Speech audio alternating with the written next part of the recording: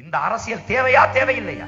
ஊழல் பிடிக்கல, லஞ்சம் பிடிக்கல, கொலை பிடிக்கல, கொள்ளை பிடிக்கல, அடக்குமுறை ஒடுக்குமுறை இந்த தீய ஆட்சி முறை பிடிக்கல, சாதிய இழிவு தீண்டாமை பிடிக்கல, பெண்ணிய அடிமைத்தனம் பிடிக்கல, மது பிடிக்கல, எதுவுமே பிடிக்கல. இதை மாற்றணும் துடிக்கிறோம். யார் செய்வது? யார் மாற்றுவது? நம் ஒவ்வொருவருடைய வேலை என்பதை உணர்ந்து நாம் இதை செய்ய வேண்டும்.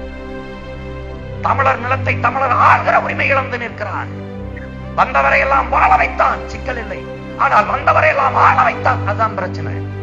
அதனால என்ன பிரச்சனை? உன் மொழி இல்ல, உன் மொழி இல்ல, உன் காடுகள் இல்ல, உன் ஆறு இல்ல, உன் ஏரி இல்ல, உன் குளம் இல்ல, உன் குட்டை இல்ல, உன் கண்மாய் இல்ல, உன் கரணை இல்ல, உன் தாங்கல் இல்ல, ஏந்தல் இல்ல, எதுவுமே இல்ல. உனக்கு குடிக்க நீர் இல்ல, படிக்க கல்வி இல்ல, படிச்சா வேலை இல்ல, நடக்க பாதை இல்ல, எரிக்க மின்சாரம் இல்ல, உன் காடுகள் இல்ல, மலைகள் இல்ல, எதுவுமே இல்ல. உனக்கு ரெண்டு தான் இருக்கு, சாதி மதம், வெட்டிக்கிட்டு சத்தா புதைக்க சுடுகாடு. இதை தவிர எதையும் வைக்கல, முடிச்சுட்டான். இப்ப நாம எங்க இருந்து தொடங்கணும்? ஒண்ணுல இருந்து இல்ல, ஒரு புள்ளியில இருந்து தொடங்கணும். தாய்மொழியை மறந்த இனம் உலக வரலாற்றில் வாழ்ந்ததாக செய்தி இல்லை. 50,000 ஆண்டுகளுக்கு முந்தைய எனது தாய்மொழி செத்துக் கொண்டிருக்குது. மீட்டு உருவாக்கம் செய்ய வேண்டிய தேவை இருக்குது. தமிழர் நாட்டில் இல்ல, நாக்கில் இல்ல, ஏட்டில் இல்ல, வீட்டில் இல்ல. ஆட்சி மொழி, அதிகார மொழி, பண்பாட்டு மொழி, பயன்பாட்டு மொழி, வழிபாட்டு மொழி, வழக்காட்டு மொழி, எந்த இடத்திலும் தாய்மொழி இல்ல, செத்துருச்சு, கொன்னுட்டான். விதை இல்ல, தக்காளி விதை இருக்கா, கத்தரி விதை இருக்கா, வெண்டைக்காய் விதை இருக்கா, சொரக்காய் விதை இருக்கா, பூசணிக்காய் விதை இருக்கா, ஒண்ணு இல்ல. நம்ம நாட்டு மாடு வச்சிருந்தோம். 1970 7 கோடி மாடு இருந்தது. நாட்டு மாடு, காங்கைய, கார்பர்கர், சிவப்பசலி, சாக்கிவார், உப்பளஞ்சேரி, புளியங்குளம் பட்டி மாடு, தேனி மலை மாடு, பருகூர் மாடு, ஓங்கோர், சிந்தி, கிருண், இத்தனை வகை இருக்கு. ஒண்ணு இல்ல. என்ன இருக்கு? ஆறு வச்சிருக்கியா, ஏரி வச்சிருக்கியா, குளம் வச்சிருக்கியா, என்ன இருக்கு உனக்கு? ஆண்டு ஒன்றுக்கு 980 TMC உனக்கு மழை பெய்யுது. 980 மில்லிமீட்டர் மழை பெய்யுது. 4000 TMC உனக்கு தண்ணி கிடைக்குது. நீ 400 TMC தண்ணிக்கு கர்நாடகால கையேந்தி நிக்கிற. காரணம் யாரு? காரணம் என்ன? 722 மில்லிமீட்டர் மழை பெய்யுற கர்நாடகால 980 மில்லிமீட்டர் மழை பெற நீ எங்க ஏந்தி நிக்கிற? அந்த நீரை சேமிக்கல. ஏன்? நோக்கமற்ற தலைமைக்கு ஆட்சியை கொடுத்துட்டீங்க. இது சென்னை தலைநகர். தலைநகர், தமிழ்நாட்டின் தலைநகர். தலைநகர்ல ஒரு அடிப்படை கட்டமைப்பு இல்ல. கழிவு நீரோட காவா, மழை நீரோட வாய்க்கா இல்ல. எல்லா காசையும் வாய்க்கால போட்டா எங்க உனக்கு வாய்க்கா இருக்கும்? ஆண்டு ஒன்றுக்கு எத்தனை ஆயிரம் கோடி மாநகராட்சி இந்த காவாய், இந்த அடிப்படை கட்டமைப்புக்கு ஒதுக்குது. அந்த பணம் எங்க? அந்த பணம் யார்கிட்ட போகுது?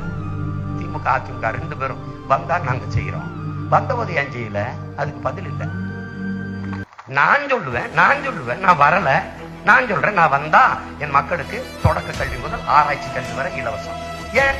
அறிவு விற்பனைக்கு அல்ல. கல்வி ஒவ்வொரு மனிதனின் அடிப்படை உரிமை. அதை கொடுக்க வேண்டியது அரசின் கடமை. அதை கொடுக்காமல் இருப்பது மாபெரும் கொடுமை.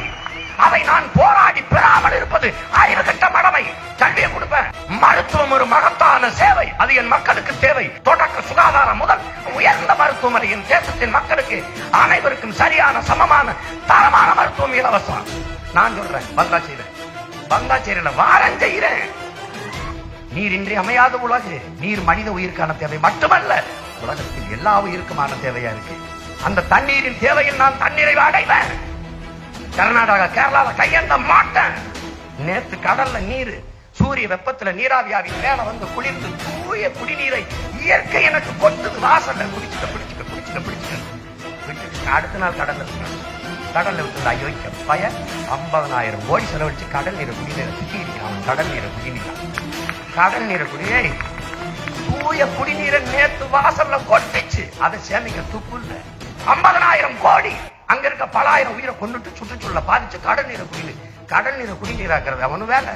50,000 கோடிக்கு எத்தனை ஏரி, எத்தனை கரணை, எத்தனை கம்மா, எத்தனை தாங்கல், எத்தனை ஏந்தல், எத்தனை குளம், எத்தனை ஊரணி, எத்தனை குட்டை வைக்கலாம். 50 ஆண்டுகள்ல கட்டப்பட்ட ஏரி, கட்டப்பட்ட அணை, தோண்டப்பட்ட குளம் ஒண்ணு காட்டு பார்ப்போம். ஆனா ஆக்கிரமிச்சு கட்டப்பட்ட வீடு எத்தனை? வந்தால் விவசாயிகள் கடனை தள்ளுபடி செய்வோம். என் விவசாய கடனாளி ஆக்கிறது யார்கிட்ட பதில்? வந்தால் மாணவர்களின் கல்வி கடனை தள்ளுபடி செய்வோம். என்னை கடன்காரனா, என்னை கடன் வாங்கி கல்வி கற்கிற நிலையில் வைத்தது யாருடைய ஆட்சி? எவன்டா கட்டு போறான்? செல்போன் கட்டு உண்டா எத்தனை பேர் அங்க இருக்கான்? செல்போன் கட்டு பட்டி எடுத்து போராட்டம் பண்ண எத்தனை பேர் இருக்காங்க? செல்வம் இவன் கேட்டான். நான் கேட்டது கல்வி. பாலுக்கு அழாத குழந்தை, கல்விக்கு இயங்காத மாணவன், வேலைக்கு அலையாத இளைஞர். இதுதான் என் கனவு இந்தியா என்கிறான் புரட்சியாளர் பகத்சிங். நான் கேட்டது எது? எனக்கு கல்வி, எனக்கு அறிவு. என் அறிவுக்கேற்ற வேலை, வேலைக்கேற்ற சம்பளம், அதை கொண்டு பெருமை மிக்க வாழ்வு. அதான் நான் கேட்கிறேன். நான் 5க்கும் 10க்கும் அரிசிக்கும் பருப்புக்கும் மிக்சிக்கும் கிரைண்டருக்கும் வேட்டிக்கும் சட்டைக்கு கையெந்த தயாரா இல்ல. கொடுத்து பாரு நாட்டை ஒரு தடவை பாரு. எப்படி இருக்குது இது? பூமியின் சொர்க்கமா மாறுதா இல்லையான்னு பாரு. என் மலை இல்ல வித்து தின்ட்டா கல்பாரி, என் ஆறு இல்ல அள்ளி தின்ட்டா மணல, என் மரங்கள் இல்ல வெட்டி தின்னுட்டீங்க, என் நீர் இல்ல உறிஞ்சி வித்துட்டீங்க. என்ன வச்சிருக்க எனக்கு? மலையாளி ஆண்டு வாழ்ந்துட்டீங்க, தெலுங்கர் ஆண்டு வாழ்ந்துட்டீங்க, கன்னடர் ஆண்டு வாழ்ந்து. ஒரு தடவை தான் பச்சை தமிழ் பிள்ளை இந்த நாட்டு ஆளுற வாழ்ந்துதான் பாருங்களேன் எப்படி இருக்கு வாழ்க்கை. பசி என்கிற வார்த்தையே என் தேசத்துல இருக்காது தூக்கிறது. வேலை இல்லைங்கிற சொல்லே இருக்காது. படித்தவருக்கும் படிக்காதவருக்கும் அரசாங்க வேலை. இனி படிக்காதவரை இல்லை என்ற நிலையை உருவாக்குவது அடுத்த வேலை. பூமியின் சொர்க்கமா மாற்றுவது. நாங்கள் கேட்டு நிற்பது ஓட்டை அல்ல, நமது இனத்தின் உரிமையை. நாங்கள் கையேந்தி நிற்பது வெறும் வாக்குக்காக அல்ல, அடுத்த தலைமுறை பிள்ளைகளின் வாழ்க்கைக்காக கையேந்தி நிற்கிறோம். சிங்கப்பூர் ஒரு தீண்டப்படாத நகராக இருந்தது. லீ குவான் யூ என்கிற ஒரு சிந்தனையாளன் தன் தேசத்தை இன்னைக்கு பூமியின் எழில் மிகுந்த நகராக மாற்றி நிற்கிறான். அப்படி அடிமைப்பட்டு கிடக்கிற என் தமிழ் சமூகத்தை, என் அன்னை தாய் நிலத்தை உலகத்தின் தலை சிறந்த நிலமாக அந்த மண்ணின் பிள்ளைகள் மாற்றி படைப்போம். இதே இந்த கூவ ஆறு அழகிய நதியாக நாம் மாத்தல. என்ன நீங்க திருப்பி திருப்பி இந்த கருணாநிதி ஜெயலலிதாவுக்கு ஓட்ட போடுறன்னு முடிவெட்டேன்னு வச்சுக்க, எங்களெல்லாம் தூக்கி சுடுகாட்டில் போட்டு அவனுக்கு போடு. ஏற்கனவே 50 ஆண்டுகளா என் சித்தப்பனும் பெரியப்பனும் மாமனும் மச்சானும் செஞ்ச துரோகத்துக்கு தான் உங்க பிள்ளை என்ன முச்சத்தில் இருந்து கத்தி கிடக்கிறோம். 50 ஆண்டுகளா போட்டு போட்டு என்ன வச்சிருக்கா? எங்களுக்கு என்ன வச்சிருக்கா? படிக்க கல்வி வச்சிருக்கா, நடக்க பாதுக்கா, எரிக்க குடிக்க தண்ணி என்ன இருக்கு? எதுவுமே கிடையாது. மறுபடியும் மறுபடியும் மறுபடியும் அதே தவறு செய்யறதா? தெரியாம செஞ்சா தவறு, தெரிஞ்ச செஞ்சா முட்டாள்தனம். அதன் மாத்திரம் நீங்கள் எடுக்கும் முடிவு நம் இனத்திற்கான முடிவு. நீங்கள் செலுத்தும் ஒவ்வொரு வாக்கும் நம் இனம் காக்கும், மண் காக்கும், தமிழர் மானம் காக்கும். எந்த நம்பிக்கையில், எந்த திமிரில் சீமான் 234 தனியாக போட்டியிடுகிறான்? எந்த நம்பிக்கையில் போடுகிறாய் சீமான்? வந்தவன் போனவனுக்கெல்லாம் வாக்கு செலுத்தி வாழவும் ஆளவும் வைத்த அழகு பார்த்த எனது அருமை பெற்றோர்கள், என் உடன் பிறந்தவர்கள், அவர்கள் சொந்த பிள்ளைகளை கைவிட்டு விட மாட்டார்கள் என்ற அசைக்க முடியாத நம்பிக்கை தான்.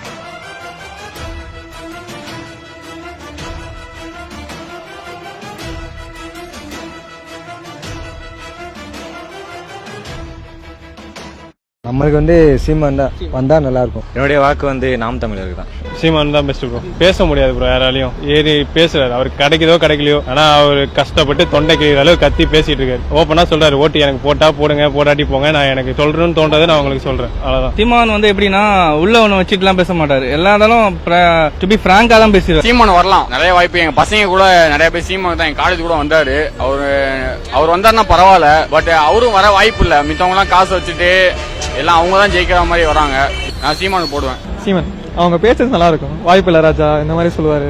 நம்மளோட தமிழ்நாட்டை பொறுத்த வரைக்கும் பேச்சு நிறைய பேர் நல்லா பேசுறாங்க. பண்றதுன்னு மெயின் பண்ணுவார் நினைக்கிறீங்க, நம்புறீங்களா? பண்ணுவார். சீமான் சார் தான்.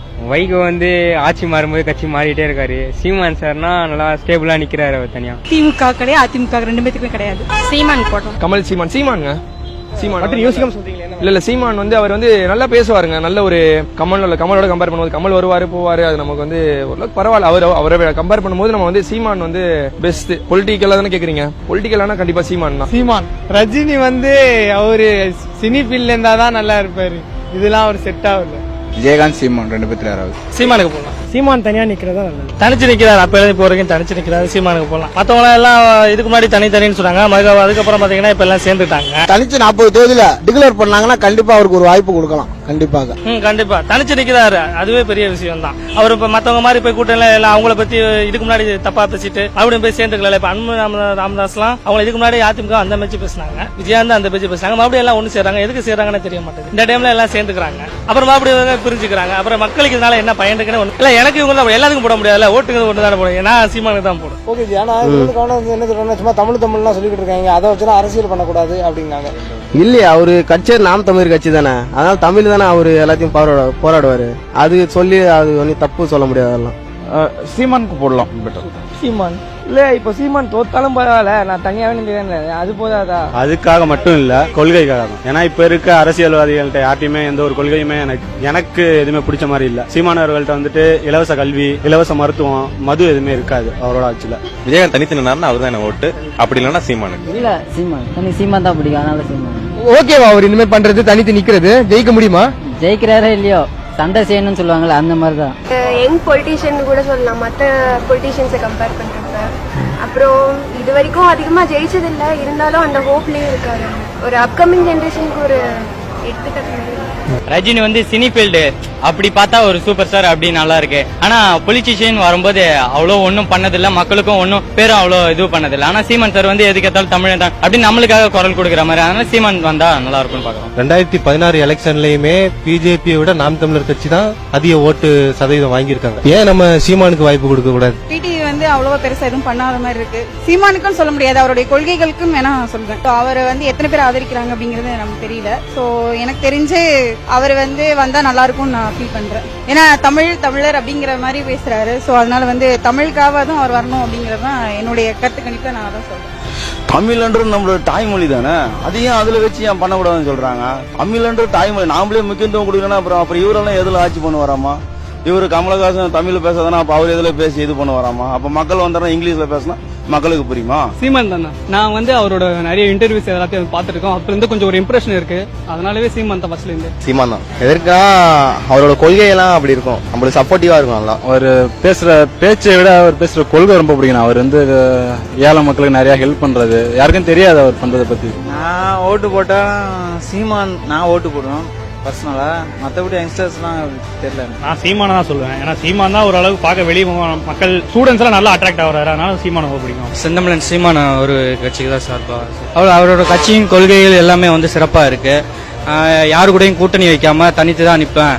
அதுல 20% வந்து பெண்களுக்கு, 20% வந்து ஆண்களுக்குன்னு சொல்லிட்டு எல்லாம் வாயில பேசிக்கிட்டு இருக்க காலத்திலேயே அவர் வந்து அறிவிச்சு அதற்கான வேலையை பண்ணிக்கிட்டு இருக்காரு. அதனால அவருக்காக சீமான் தான் எனக்கு பெஸ்ட் நான் சொல்லுவேன். சீமான் சீமான் சீமான் சீமான் தான். சீமான் அவர் தைரியமா பேசுவாரு. சீமான் தான் சொல்லுவேன். சீமான் தான்.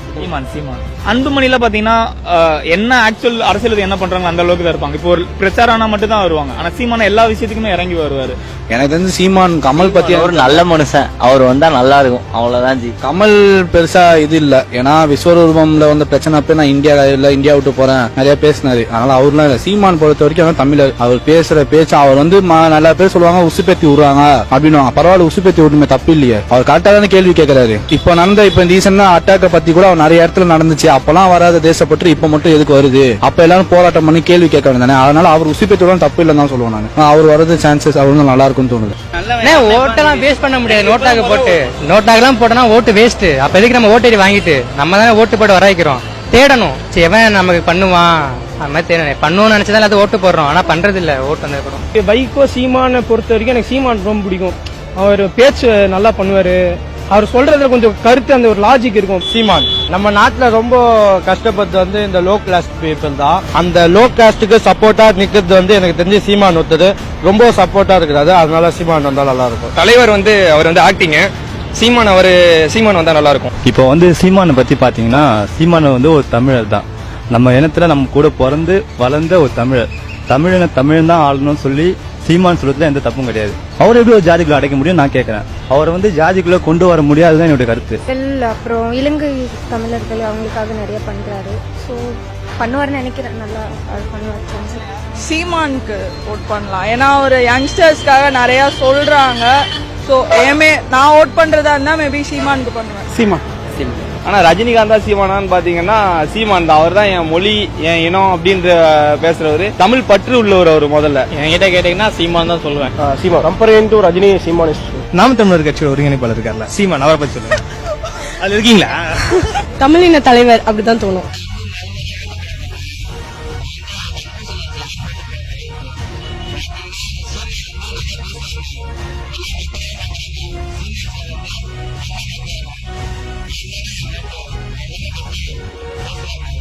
நாம் தமிழர் கட்சி மட்டும் சும்மா சொல்லிட முடியாது. ஏன்னா வந்துட்டு தமிழனுக்காக போராட ஒரே ஆள் அவர் தானே இப்ப இருக்காது.